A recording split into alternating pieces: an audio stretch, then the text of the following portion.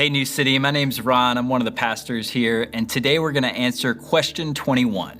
What sort of Redeemer is needed to bring us back to God? The answer is one who is truly human and also truly God. Let me ask you a question. How many of you have ever scored 100% on a test? You got all the answers right, the perfect score.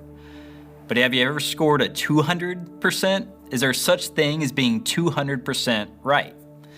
Well, when we think about Jesus, there is. He's the only one who is 200%.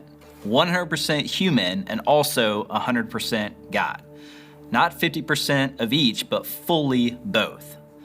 And the Bible actually talks about this. Hundreds of years before Jesus was even born, the book of Isaiah was written. This was a dark time for God's people. They were rebelling against God, and Isaiah warns them that they're going to face judgment and punishment, but also reminds them that God's not going to abandon them.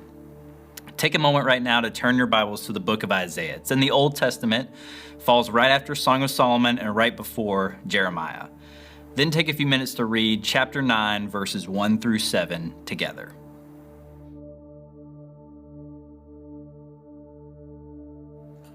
This passage speaks of a future time that contrasts with the dark and difficult time that God's people are experiencing.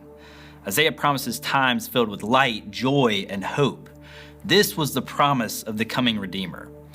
In verse 6, the verse you often hear around Christmas, it talks about the type of Redeemer who would come. Let's read that verse together again. For to us a child is born, and to us a son is given. And the government shall be upon his shoulders, and his name will be called Wonderful Counselor, Mighty God, Everlasting Father, Prince of Peace. So he would be a child, a son, 100% human. But he would also be 100% God. This verse uses the four names of God: Wonderful Counselor, Mighty God, Everlasting Father, Prince of Peace.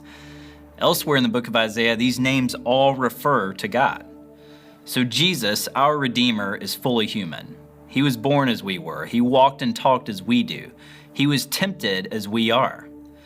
But Jesus is also fully God. He was sinless. He was the perfect sacrifice. He's the bridge between a fallen world and a holy God. What sort of Redeemer is needed to bring us back to God?